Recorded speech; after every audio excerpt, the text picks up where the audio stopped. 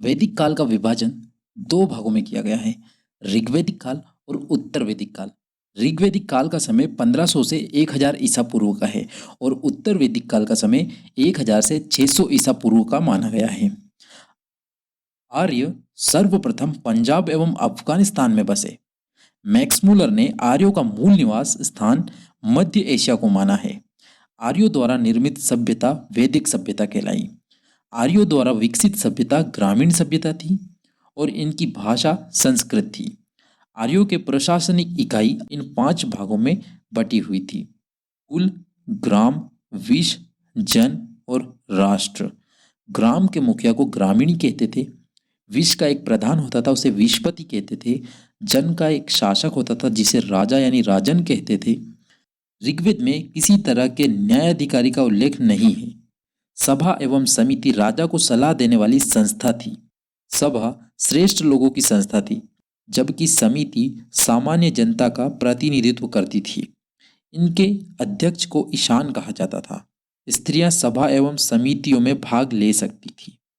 ऋग्वैदिक समाज 4 वर्णों में विभक्त था। ये वर्ण थे ब्राह्मण, क्षत्रिय, वैश्य और शूद्र। यह विभाजन व्यवसाय पर आधारित था। ऋग्वेद के 10वें मंडल के पुरुष सूक्त में चतुर्वर्णों का उल्लेख मिलता है। समाज की सबसे छोटी इकाई परिवार थी यानी कुल थी, जिसका मुखिया पिता होता था। स्त्रियां इस काल में अपने पति के साथ यज्ञ कार्य में भाग ले सकती थी। बाल विवाह एवं पर्दा प्रथा का प्रचलन नहीं था। जीवन भर अविवाहित रहने वाली महिलाओं को अमाजु कहा जाता था।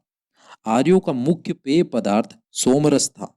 वह वनस्पति से बनाया जाता था।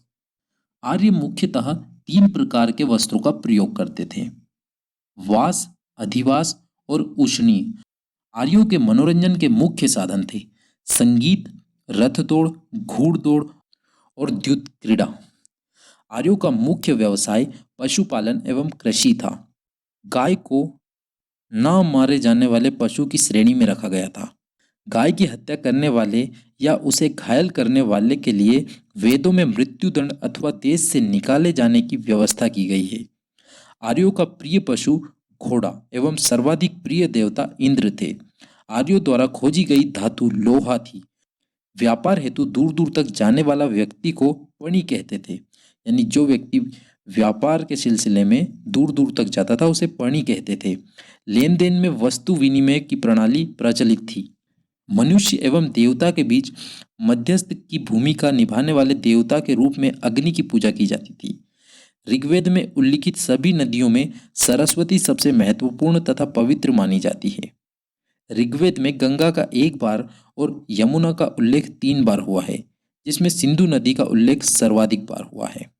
उत्तर वैदिक काल में राजा के राज्याभिषेक के समय राजसूय यज्ञ का अनुष्ठान किया जाता था। उत्तर वैदिक काल में वर्ण व्यवसाय की बजाय जन्म के आधार पर निर्धारित होने लगे थे। उत्तर वैदिक काल में हल को सीरा और हल रेखा को सीता कहा जाता था। सत्यमेव जयते मुंडकोपनिषद सत्यमेव जयते मुंडकोपनिषद से लिया गया है। इसी उपनिषद में यज्ञ की तुलना टूटी नाव से की गई है। गायत्री मंत्र सावित्री नामक देवता को संबोधित है, जिसका संबंध ऋग्वेद से है। लोगों को आर्य बनाने के लिए विश्वामित्र ने गायत्री मंत्र की रचना की थी। उत्तर वैदिक काल में कौशाम्बी नगर में प्रथम बार पक्की ईंटों का प्रयोग किया गया है। महाकाव्य 2 है।